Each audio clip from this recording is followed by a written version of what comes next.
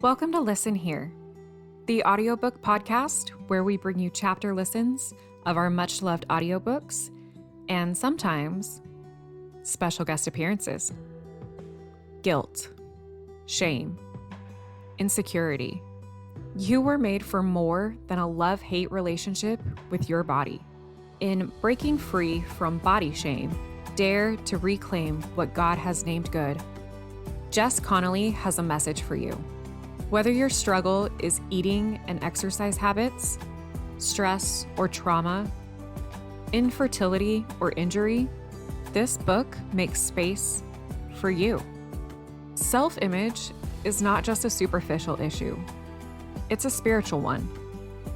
And this book guides you on a journey of experiencing God's love and acceptance of your body. You will learn to believe in your worth as a beloved creation of God, no matter your struggles with eating, exercise, stress, trauma, infertility, or injury. Jess Connolly is a best-selling author, sought-after speaker, and trusted Bible teacher who knows this inner conflict all too well. And this book details her journey, and yours, of setting out to discover how to break free from the broken beliefs we all hold about our bodies that hold us back from our fullest life.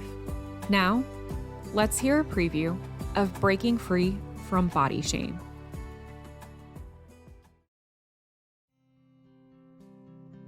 Faith Gateway is an online community for readers to discover top Christian books and engage with their favorite Christian authors. They bring together content in many different forms, from daily blog posts to book excerpts, daily devotionals, free downloads, videos, giveaways, contests, free online Bible studies, and more. Faith Gateway is brought to you by HarperCollins Christian Publishing, which publishes works from some of the most beloved and most popular Christian authors in the world today.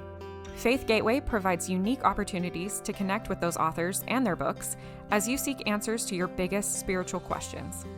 Whether you are exploring Christianity or involved in full-time Christian ministry, Faith Gateway has the best resources to meet you where you are today and help you get to the next level in your spiritual journey. Faith Gateway is giving Listen Here listeners 15% off their first order with promo code LISTEN. Visit faithgateway.com to shop the store, sign up for daily devotionals, or join the latest free online Bible study. That's faithgateway.com and promo code LISTEN to receive 15% off your first order. Chapter 1: Why Body Image is a Spiritual Issue. I'm grateful you're here. I believe healing is available for us. I believe our culture is ripe for revival as it pertains to seeing our bodies in light of God's kingdom. I'm literally praying for you. Let's get started. I was riding in the back of one of my parents' cars. I can't quite remember which one. It was the early 90s, and seatbelts felt more negotiable then, so I was lying down on my left side, facing the floorboard, which was littered with kids' road trip materials, coloring books, crayons, a few small plastic toys. The warm southern sun was beating down on the parts of my body that were tucked into the cloth seats, warming my skin, my cotton t-shirt, and shorts. I was about to turn 9 years old. We'd just come from a family member's wedding, and it had been fun, so fun. I drank virgin strawberry daiquiris and danced the electric slide and swam in the hotel pool. My mom let me change into comfy clothes midway through the reception, and I danced for what felt like hours while laughing with my long-lost second or third or fourth cousins. Now we were headed home, where safety and rhythm lived. The only two things I loved more than virgin strawberry daiquiris and hotel pools. In the midst of the fun, however, I had made some observations. I had seen the way the other cousins danced in their wedding attire, and I, for some unknown reason, seemed to have been adorned with 10 to 15% more of the skin, of the flesh, than they had. I don't know why, and I don't know how, but I know it felt wrong. So while I was safe in the cocoon of the back seat, I took my hand and held it, flexed and straight like a knife, straining as if it contained the power of prayer, petition, and perfection. I positioned it somewhere between my chest and my right armpit, where the sun was warming the exposed half of my body, and I began deliberately drawing a line down my body. The line didn't go down the middle, it didn't dissect me in half, but it sliced off the outer 10%, the extra, on the sides of my upper torso, then the soft space on the far end of my stomach and down my thighs, where there seemed to be a troublesome amount of leftovers. My hand, an imaginary knife, moved precisely like a surgeon's tool down the curviest parts of my body, not with self-harm in mind, but rather as a prayer. God, all-powerful and all-able, would you remove this part from me?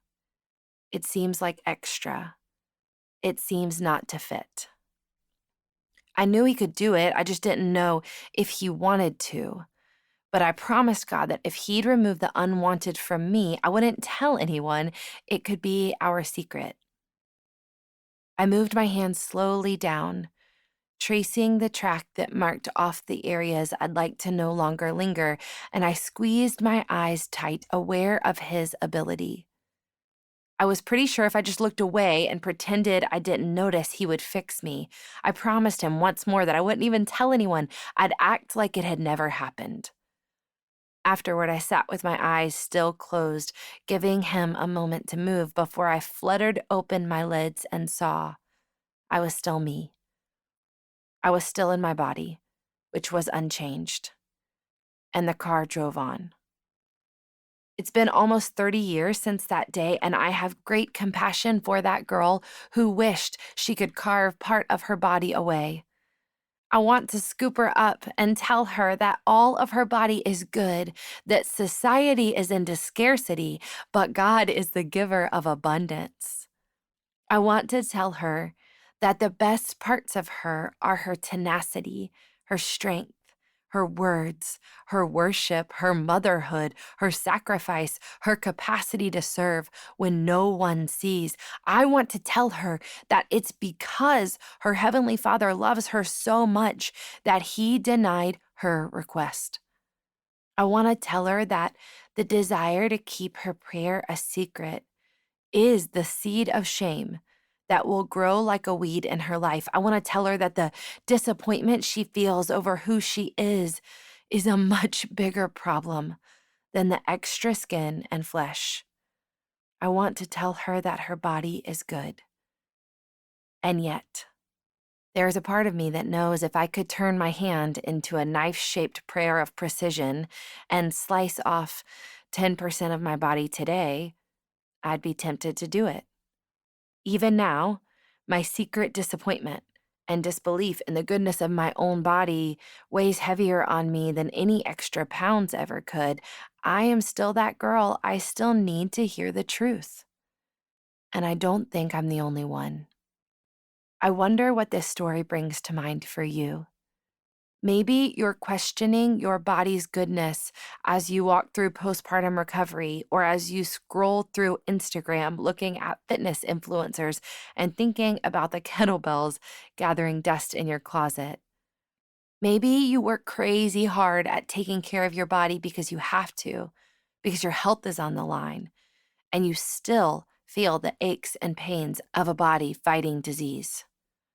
Perhaps you go weeks without thinking positively about the skin that you live in, or maybe it's been years.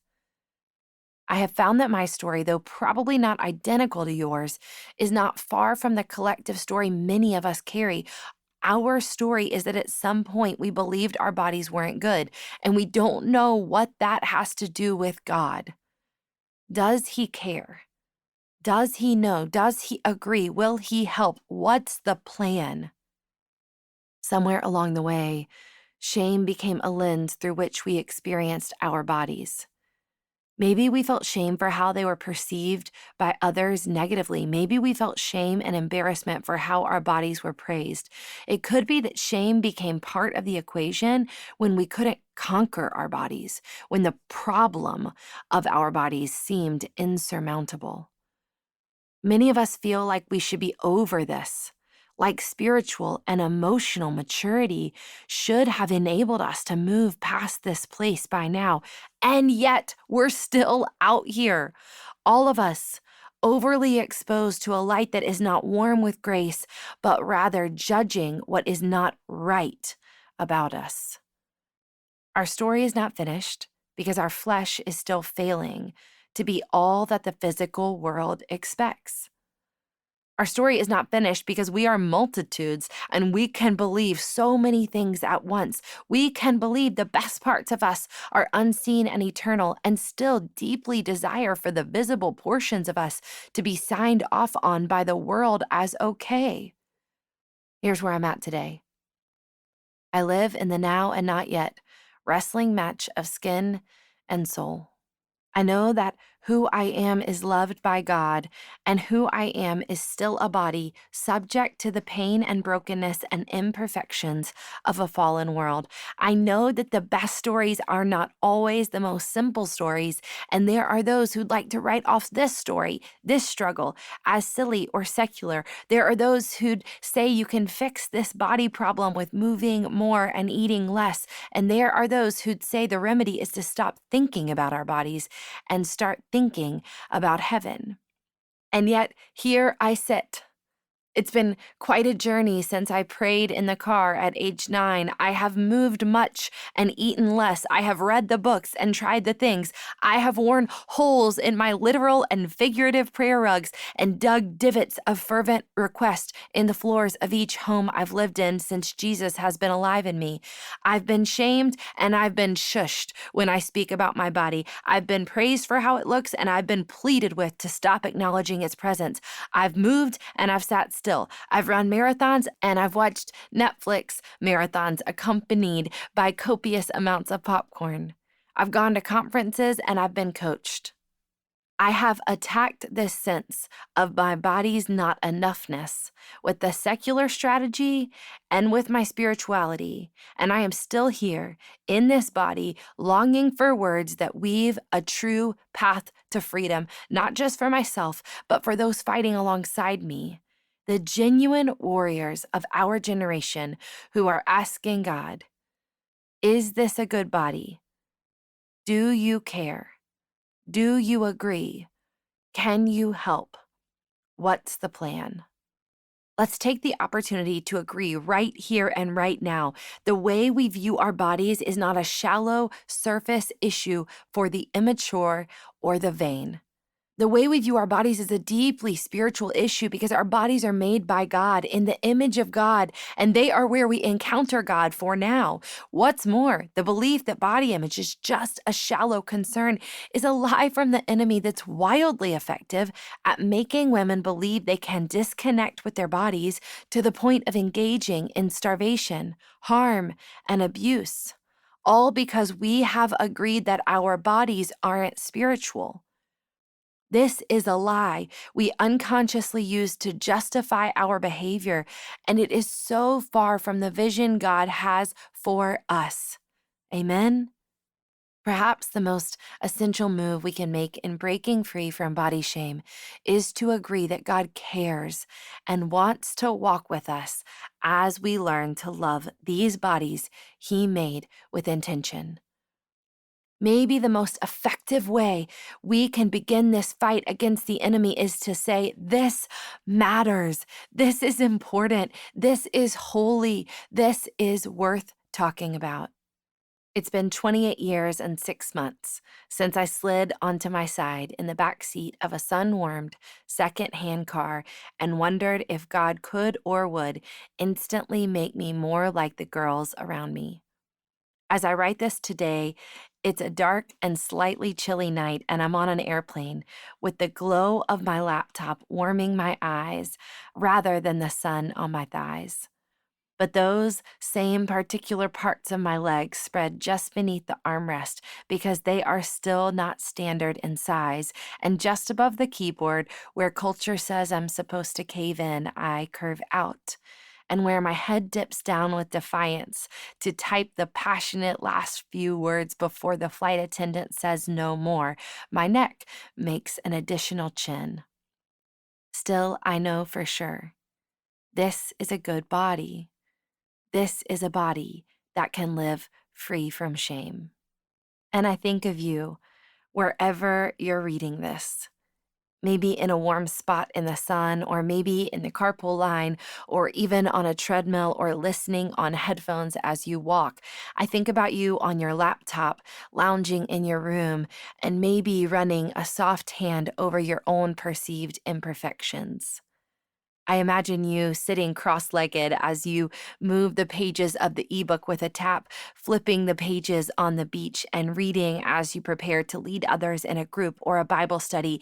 Even without seeing you, I see you and I know you are in a good body. You were not meant to live in shame. The truest thing about you is that you are made and loved by God, and the truest thing about God is that He cannot make bad things. All of this sounds simple until we own up to the fact that we often want to stifle the very vessels He's placed us in for His glory and for the good of others. If these things are true, why do we struggle to believe them? Why can't we trust the goodness and the holiness of the way we have been uniquely made? This disconnect is what reveals to us that the way we see and experience our bodies is a spiritual issue. We agree with the premises about His character and the promises of His creation until we bump up against the brokenness we feel about our own bodies. So while I think it's absolutely permissible and potentially beneficial to ask God the questions you read earlier, I also believe it's brave to allow Him to ask the following questions of our hearts. Do we believe God makes good things? Do we know what our bodies are for? Do we know what makes a body good? How do we agree with that truth in our daily lives? Do we want to live free from shame? That's what this book is dedicated to finding out. The locked closet in the house of your soul. If you grew up going to Christian events in the 90s, you heard this kind of crazy metaphor. Your soul is like a house with lots of rooms and doors. Jesus wants to come in and clean up every room. If you were at a ski retreat or youth beach trip or a revival night, the male speaker with the microphone and the airbrush t-shirt would begin describing the one room you always tried to keep locked and hidden from God. Maybe you kept a padlock on the door, or maybe you'd even forgotten that it existed, but God wanted to come in with grace and tidy that space up. This illustration usually led to lots of tears and confessions. Nobody wanted to be hiding skeletons from Jesus. And yet, thinking back on it now, I, religious studies brain, see how the analogy falls short. I think we produced a lot of teen Christians in the 90s who perceived the best thing they could give God was a tidy house and heart. But Jesus isn't a soft and passive housekeeper, and His grace is wild and messy. I don't think His absolute best for us is an Americanized picture of everything in its place. C.S. Lewis said it better than the youth leader with the airbrush t-shirt. Imagine yourself as a living house. God comes in to rebuild that house. At first, perhaps you can understand what He is doing. He is getting the drains right and stopping the leaks in the roof and so on. You knew that those jobs needed doing, and so you are not surprised. But presently, He starts knocking the house about in a way that hurts abominably and does not seem to make any sense. What on earth is He up to? The explanation is that He is building quite a different house from the one you thought of. Throwing out a new wing here, putting on an extra floor there, running up towers, making courtyards. You thought you were being made into a decent little cottage, but He is building a palace. He intends to come and live in it Himself. I often think he wants to knock our houses to the ground and build something new and beautiful. I've seen him set fire to the house I've built with my own hands in mercy so I can start fresh. Sometimes I think living with God is more like carrying a tent on my back and living off the land of his love than living in a house.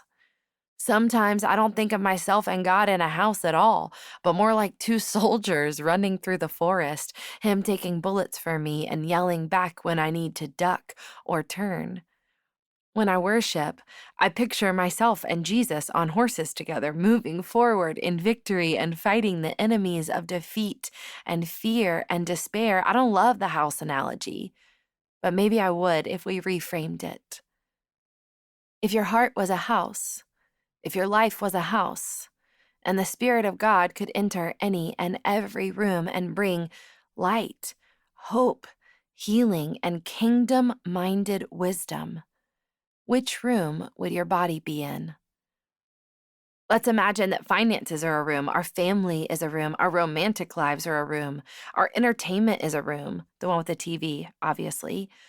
Maybe adventure and fun is a room, rest is a room. I'd pick the back porch. And learning, or the way you engage your mind, is a room, a library, of course. One thing I like about this analogy is that it gives us a moment to evaluate the different areas of our lives and the impact of the gospel on them.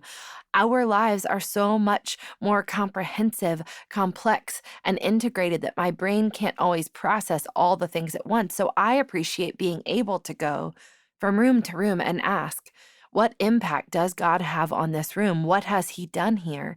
Is he allowed? Does this space honor him? The problem. Now I'd like to acknowledge the massive problem I see in our current culture as it pertains to women and their bodies.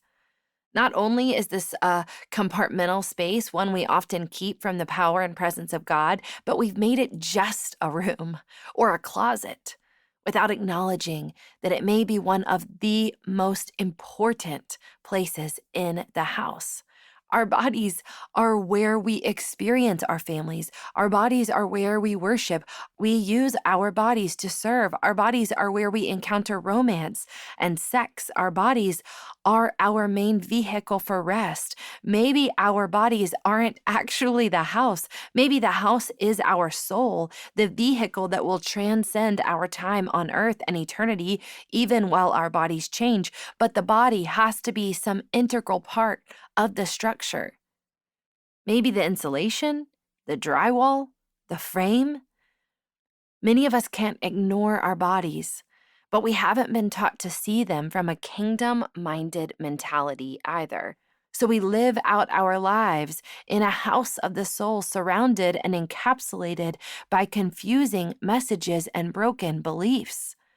We're told our bodies are projects to work on, something to present to the world for measuring and evaluating. We're told our bodies are reflections of our righteousness. If we follow God correctly, they'll look a certain way and mirror his majesty and grace.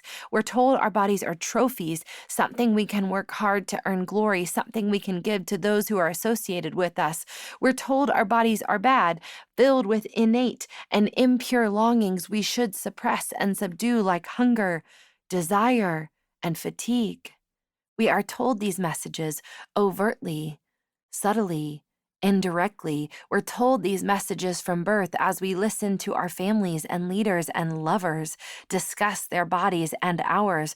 We're told these messages in church, from the stage, the screen, and social media. We're told these messages from birth onward with heightened application around pivotal moments and cornerstones of our life, such as graduation, marriage, motherhood, birthdays, vacations, and new seasons. We've been sold and told a collection of messages about the very container where we experience ourselves, God, his people, and the world. The problem with most of what we've been told is that it's biblically untrue. It doesn't line up with the heart. character, and overall message of God and his gospel. It's not how God would talk to his children or how he has spoken to us about our bodies, but nonetheless, the collection of messages has been delivered by his spokespeople and attributed to his kingdom society. I believe he is grieved. I believe that the God who created the universe longs for his children, specifically his daughters, to know the value and beauty and worth he ascribes to their bodies. I believe there is grace for those of us who have conveyed, agreed with, and passed on these negative messages that negate the work of the gospel in our bodies. I believe we can unravel the lies and untangle the untruths that have kept us contained in a condemnation-centric culture. I believe there is growth and healing for us on the other side of this. I believe our bodies were made good by a Father who doesn't make mistakes, and I believe that when we begin to apply that truth and administer freedom to the women around us, we'll see renewal in our culture at large. But we absolutely must turn the lights on, unlock the doors, and be honest about what we think, say, and live into with these beautiful and good bodies of ours. Hope and high-waisted jeans.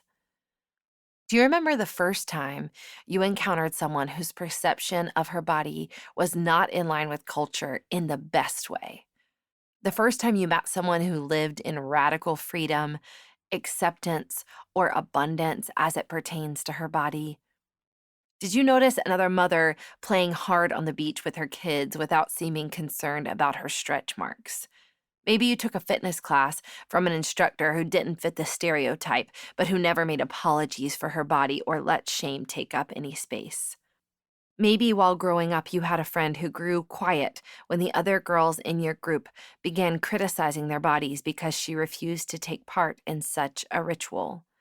I regret to say that even now, as I write, I'm scanning my memories, having a hard time picking more than a few people from my past.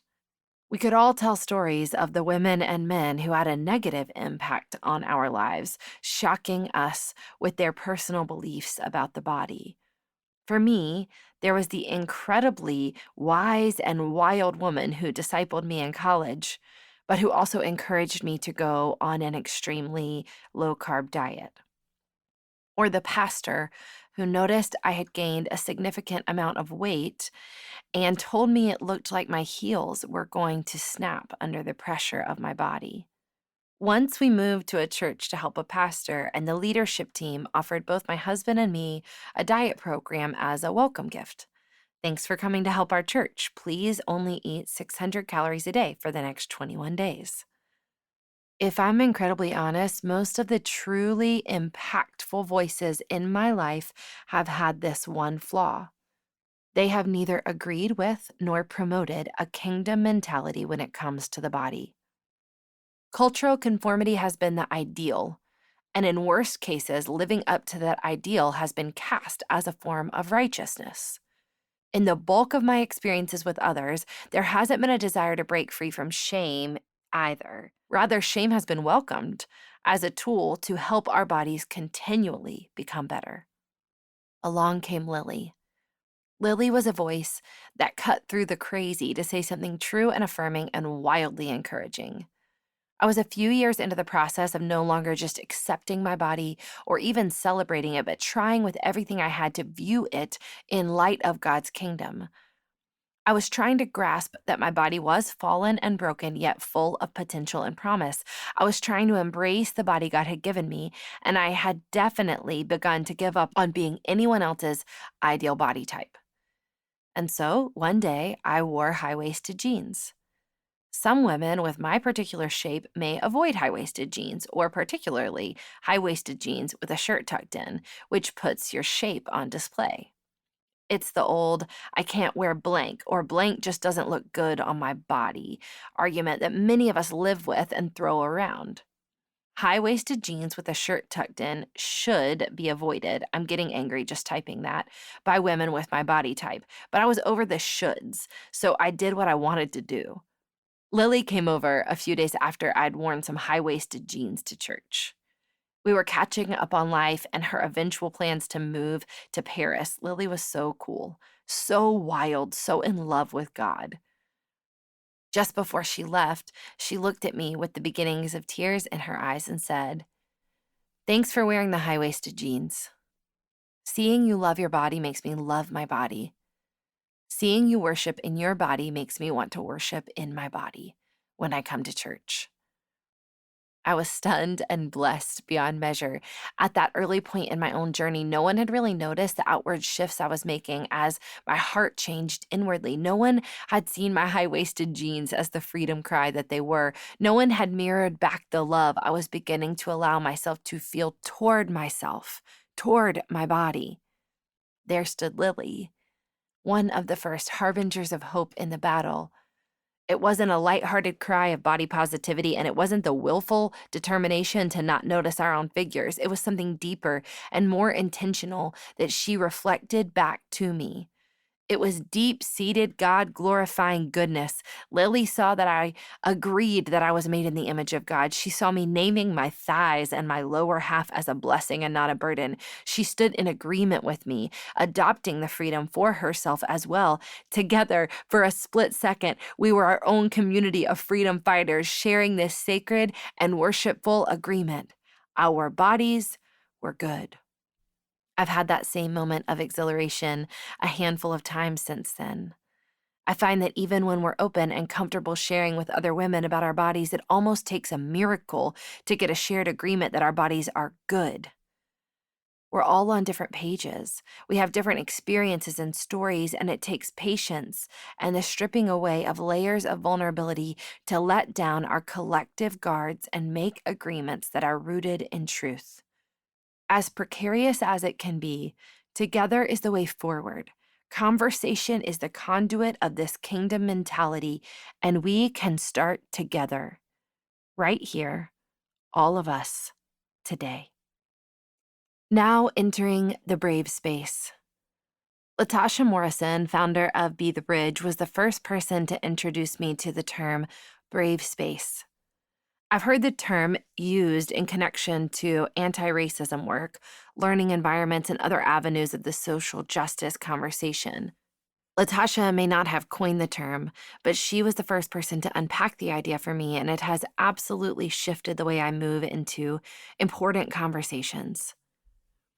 In a safe space, people feel comforted and even comfortable. In a safe space, you can say what's real and true for you without implications or repercussions. The problem with being safe is that while it feels comforting, it's not fertile ground for growth. When we're comfortable, we tend to stay the same. In a brave space, there is an invitation to be who you are, where you're at, while being offered a challenge and room to grow. In a brave space, you accept the probability that you'll feel uncomfortable, but that your discomfort will be productive. In a brave space, the tenderness and vulnerability you feel is ultimately productive because it leads you to growth. I perceive that we need to accept the tenets of a brave space in order to press into what God has for us next as it pertains to our bodies. We need to be able to say real and honest things about our bodies, but we also need to step onto ground that is ripe for growth. We need margin to move and expand, to plunge forward into freedom, not stand still where we are. So here's where we're headed. We're going to start by talking about what a kingdom-minded mentality looks like in regard to our bodies. We'll look at some of the other positive and negative ideas about the body that are inherent in our culture at large, testing them against the Word of God and looking at them in light of eternity. We're going to dive into the past and sift through some of the moments wherein we and others have named our bodies against the will and truth of God. We'll ask God for the grace to forgive those who have hurt us, and we'll accept His grace for the ways we've used our words as a weapon against ourselves and others. We'll go back to the original name God gave our bodies as a banner to live under for the rest of our days. Next, we're going to provide some much-needed rest for our bodies. Maybe not physical rest in the sense that you're used to, but spiritual and emotional space wherein we stop provoking and begin preparing a place where we can repair. Restoration will follow this rest. As we seek restoration, we'll ask why we want to grow, and we'll utilize worship as a guide to experience abundance, freedom, and forward movement.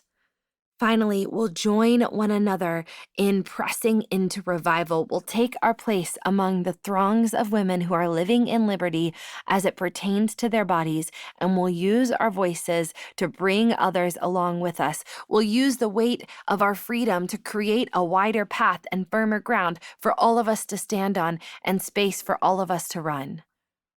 You may notice that we don't talk as much about the shame we feel as we do about the goodness with which we were created.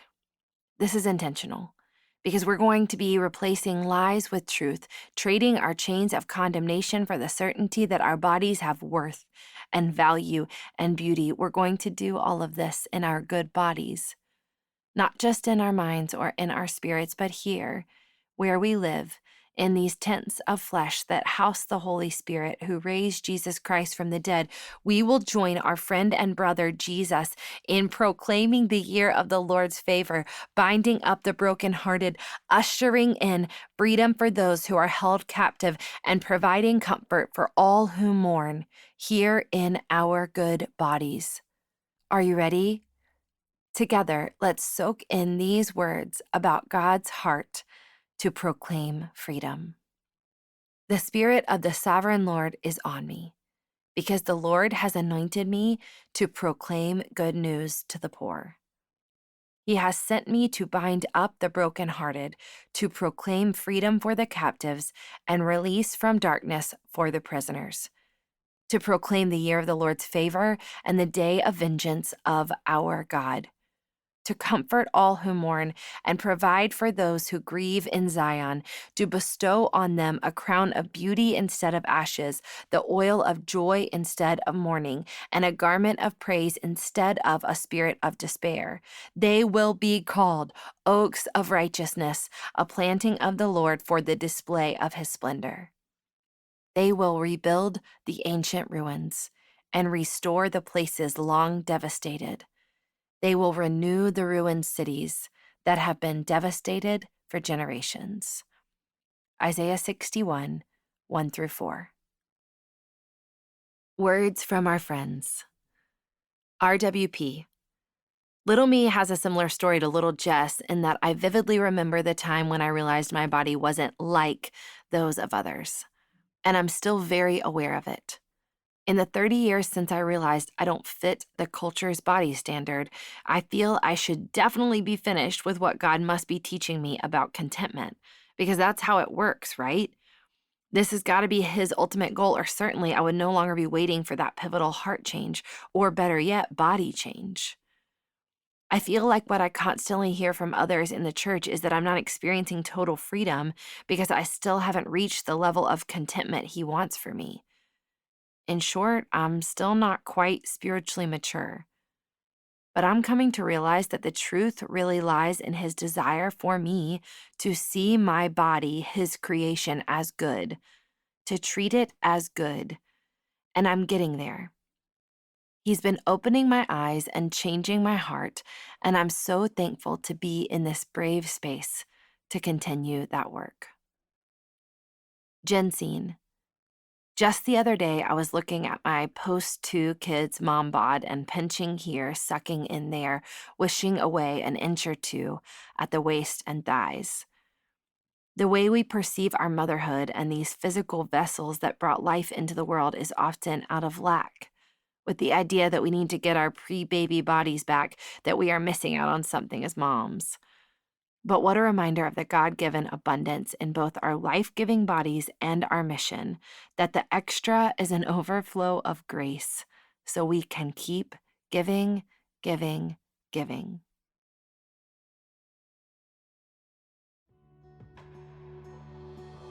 Thank you for spending time with us, and we hope you enjoyed this episode of Listen Here. Check back next week for more audiobook samples and maybe a special guest or two. Follow us wherever you listen to podcasts, or find us on Instagram and TikTok at Listen Here Podcast, or visit our website, listenhearepodcast.com, for more information or to find the books we've talked about.